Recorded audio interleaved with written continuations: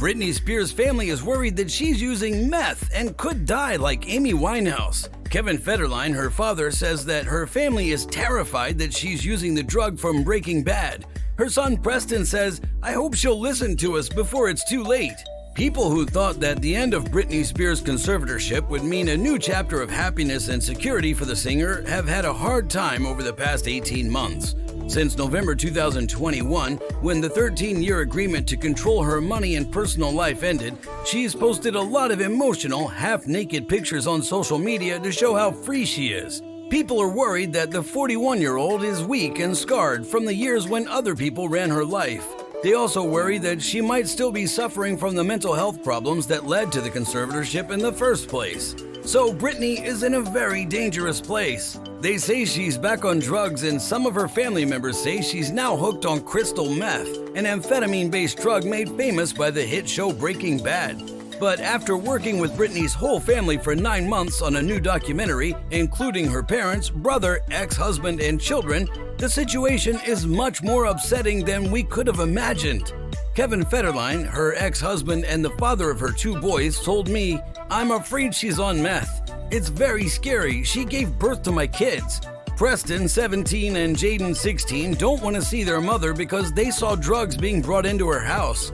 Britney's family is afraid. Her father, Jamie, told me he thinks she might die at 27 like the English singer Amy Winehouse. "I've spent time with both families, Amy's for 3 years before she died and Britney's for the past year, and I've noticed some worrying similarities. I'm afraid of bad news every time the phone rings," her ex-husband said more than once. "I don't want the boys to wake up one day and find that their mother has died of an overdose." She stopped talking to her family when her custody ended. She said that Jamie, who started the arrangement, was abusive, bullied her, and even tried to get her to use birth control, so her family couldn't help. "I met the Spears family for the first time in July of last year when Britney's family members and my producer Erbil Ganasti and I started making a TV news special. The plan was to look at both points of view, that of a singer who had just graduated from the conservatory and that of her 2 boys and the people left to raise them. We slowly put together how Britney and her family ended up in this terrible place. Several family members say they want to get in touch with her, but she no longer depends on them. Instead, she relies on a group of powerful advisors, and the people who used to be closest to her can't reach her." Britney said last month that she and her mother Lynn were making steps toward getting back together. She said Lynn had showed up at my doorway after 3 years, and she wrote on Instagram, "I love you so much." The rest of her family has not been able to make peace in this way. No one was at her wedding to 26-year-old American-Iranian model Sam Ashghari last year. Britney's sister Jamie Lynn also feels alone after writing Things I Should Have Said, in which she said that Britney's fame had made her feel bad about herself. In the book, she also wrote about an episode in which she says Britney locked her and her boyfriend in a bathroom with a knife. The singer called this story crazy lies. Britney would have a hard time denying that she has used drugs in the past in the same way. During a custody case in California in 2007, a judge called her a habitual, frequent, and continuous user of booze and prescription drugs. Kevin told me that when the boys were young, he asked his lawyers to tell Britney that she shouldn't breastfeed them if she was high. In August, I told the Mail on Sunday that the boys agreed not to see their mother until she got help. They did what they said they would do. They told me that they'd been through many scary things with her over the years. And as they got bigger, things didn't get better.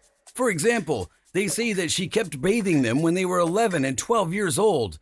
During one scary stay at her house, they say they saw Britney standing near Jaden's bedroom door in the middle of the night with a kitchen knife in her hand. Jaden told his father she was there with a knife in her hand. Jaden and Preston, who are smart, handsome, and polite, told me that they were not angry, but are worried about her health and want her to get the care they think she needs. The number of responses to our MOS piece was huge. Britney used social media to treat her kids like a hurt animal. Jaden got angry calls and texts from her while he was at school, so he stopped answering her calls and texts. We're still able to talk to each other. On her birthday, December 2nd, Preston called her to wish her a happy day. He told us that they had a great phone conversation, but when she asked him to visit, he said he wasn't ready because he was focused on school and his future. Britney broke my heart when, in a moment of motherly feeling, she said, I deserve respect. I'm their mother. She does pay for the boys' training, and even more than that. Britney pays about $40,000 or 32,000 pounds in child support to Kevin Federline every month. There are a lot of costs that come with taking care of the boys, but he gets more than the US president and doesn't have to pay taxes on it. Britney's right when she says that she has helped pay for other people's lives for many years. Kevin's plan is to move the boys far away from her home in Los Angeles to Hawaii. This will make her even more suspicious. But there is a strange law in Hawaii. Parents have to pay for their kids' schooling until they're 23 years old. In every other state, child support ends when the child turns 18. Britney also says that Kevin doesn't do much besides take care of the teenagers, which seems to be true. She says that he, too, smokes marijuana every day, which is legal in California if it's true. They now live in Calabasas, a famous enclave in the Santa Monica Mountains where Kourtney Kardashian lives next door, though she and other A-listers live in a guarded section. Britney rents the house, which has a basketball court and a pool, of course. Kevin and his wife Victoria have definitely given the boys a loving home, and they take the boys to school and other events. But there are no flowers in the yard. The grass is getting too long, and because there are 2 dogs running around, you have to watch where you step. There may be pictures of their mother in the boys' rooms, but Britney isn't around much downstairs. Victoria didn't like it when I said that Jaden's ability to play the piano might have come from his famous mother. "No," she yelled. When Jaden practiced the piano at Britney's house, she would yell at him. A lot of noise was coming from him. Jaden and I were the ones who told him to practice.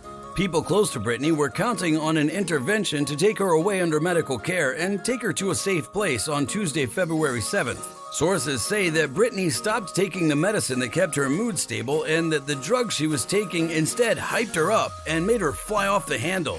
One of her friends told the online gossip site TMZ, "I'm terrified she'll die." Britney's previous guardian, Jody Montgomery, who was appointed by the court to take over her care, came up with the plan. Britney had asked her to stay on board, and she agreed. She told Kevin that Britney would be treated for at least 2 months and that her manager, Kate Hudson, and Sam Asghari were both involved in the process. Friends and family found a safe place for the singer to live in Los Angeles and hired interventionist Matt Brown, a doctor who specializes in treating addiction. Jody had told Kevin to talk to his boys about what was going to happen. When the chance came up, he was shooting with me. I felt uncomfortable watching him as he was glued to his phone, waiting for Jody to let him know that the intervention had started. But I didn't get a text. Instead, I got a notice that Jody had quit. When people started talking about it online, Britney went to Instagram to say that it wasn't true and that there was no such plan. I was there though. In fact, she'd been told not to do it and the plan had failed. Then, a family friend of Britney's told me this was our last chance to save her. Let's see if they can. Thanks for watching this video.